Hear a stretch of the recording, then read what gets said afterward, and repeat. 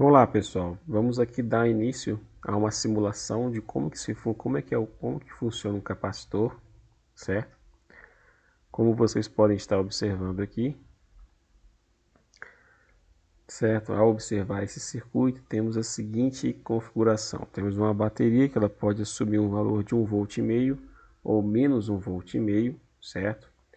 O fator negativo e positivo só inverte a ordem, né, da polarização e, consequentemente, a distribuição de carga nas placas, certo?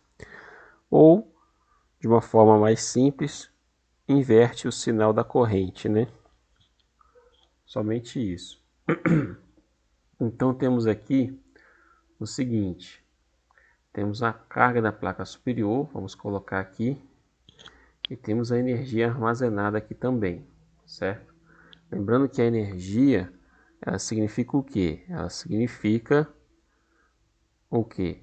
A quantidade de trabalho associada para você fazer o quê? Carregar de 0 coulombs até uma certa quantidade uma placa que vai funcionar como capacitor, ok? Na verdade, não é a placa que armazena energia, é o campo elétrico associado às duas placas, como vocês podem observar, né? Como vocês podem verificar, né? Você tem o que? Duas placas, vai gerar um campo elétrico dessas duas placas e você vai ter uma energia eletrostática associada a esse campo elétrico, ok? Então vamos lá, pessoal. Aqui, como vocês podem observar, tem 0 volts, ou seja, não tem nenhuma força eletromotriz. Depois vamos falar o que é isso. Mas enfim, não temos nenhuma fonte de energia ainda, digamos assim, estimulando o fluxo de elétrons no capacitor. Resumindo, corrente elétrica, né? Então, no momento que a gente coloca 1,5 V, o que acontece? Ó, observem. A parte superior da placa ela fica positiva e a placa inferior vai ficar negativa, certo? Aí vamos colocar o campo elétrico aqui, ó. Repare que o campo elétrico ficou intenso, né? E ele vai sair da placa positiva para a placa negativa, ou seja, para a parte superior para a parte inferior. Se a gente inverte o sentido da polaridade da bateria, o que vai acontecer? Ó? Você tem uma inversão, certo? Mas o valor da capacitância não muda, continua o mesmo. Por quê? Lembre-se que a capacitância ela vai depender do que? Entre duas placas. Ela depende da área da placa e depende da distância entre as placas. Vamos, a princípio, deixar dessa forma com esses valores que vocês estão observando. Uma separação de 6 milímetros entre as duas placas e cada placa com uma área de 200 milímetros quadrados. Ok? E aí vamos colocar aqui o capacitor, 1,5 V. Então, quais são as configurações que observamos? Observamos o seguinte: a capacitância de 0,30 picofarad, né, ou picofarad, certo? A quantidade de carga na placa superior é de 0,44 picocoulombs e a energia armazenada é de 0,33 picojoules, ok? Então temos essas três grandezas aqui: a energia armazenada, que a gente foi definida a vocês na aula anterior, a carga acumulada na parte superior e a capacitância, com essas especificidades. Agora observem o seguinte: temos uma lâmpada aqui, mas esse circuito, a lâmpada não está atrelada ao circuito, certo? Lembre-se, qual é a principal característica de um capacitor? É armazenar energia, certo? O campo elétrico associado com a corrente, ele vai estar o quê? Produzindo uma energia que vai ser armazenada pelo capacitor, auxiliando assim o que? No funcionamento de certos dispositivos eletrônicos. Podemos verificar isso em placas de notebooks, certo? E outros aparelhos eletroeletrônicos que têm o que? Necessidade de um auxílio nos seus componentes eletrônicos. Para quê? Para que haja sempre o que? Uma espécie de energia extra, vamos usar assim essa expressão, auxiliando o que?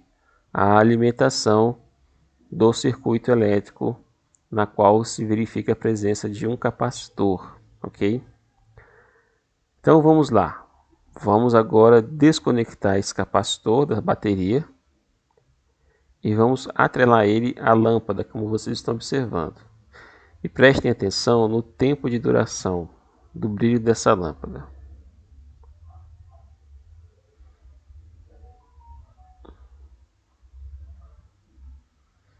Viu? Não temos mais energia armazenada e toda a carga que estava na placa superior foi dissipada. Ou seja, toda a energia associada com o campo elétrico foi utilizada para gerar luminosidade na lâmpada. Porém, vamos voltar novamente a essa questão. Vamos recarregar o capacitor. Ele foi recarregado. E vamos diminuir a diferença de distância de separação entre as placas. Deixaremos a mesma área. Vamos colocar aqui, ó, uma diferença menor. Aqui. Repare que houve um aumento ali em cima da energia. Houve um aumento da quantidade de carga. E a capacitância também aumentou, certo? Então, a separação mínima que podemos colocar no máximo é de 2 milímetros, certo? Antes era de 6 milímetros, agora ela foi reduzida para 2 milímetros. Então, o final é o que? O resultado final é o que? Uma capacitância que saiu de 0,3 para 0,89 picofarad. Temos o que? Uma quantidade de carga agora de 1,33 picocoulomb e uma energia armazenada de exatamente de 1 picojoule. E aí agora vamos colocar o capacitor atrelado à lâmpada, certo? Repare o seguinte, nessa situação o que vai acontecer? O tempo de duração da luminosidade vai ser maior ou menor?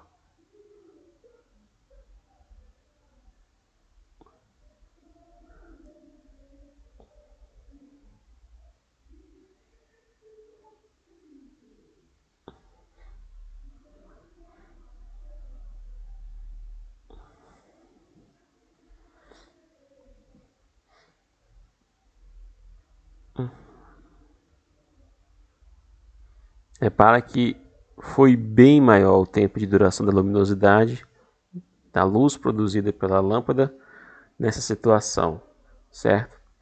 Por quê? Porque a capacitância ela vai ser diretamente proporcional com o quê? Com a distância, certo? Então aumenta-se a distância entre as cargas, você vai diminuir o que? A quantidade de energia armazenada, reduz-se a diferença entre as placas.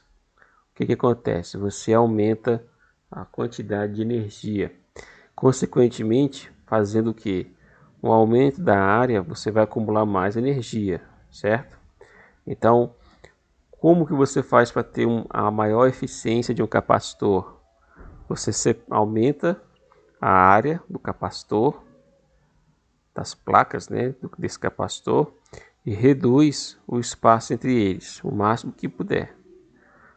Fazendo isso, você vai ter uma otimização da quantidade de energia eletrostática devido ao campo elétrico interno desse capacitor. Então, ao fazer isso, vamos ver como que vai acontecer. Vamos aumentar agora. A separação está a mínima possível.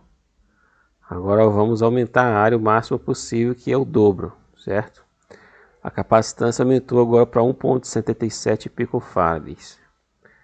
Vamos aqui novamente carregar o nosso capacitor. Ele está carregado, como vocês podem observar. A carga da placa superior é de 2,66 picocoulombs e a energia é praticamente o dobro, é 1,99 picojoules. Agora vamos conectar com a lâmpada e vamos ver o tempo de duração do brilho da luz.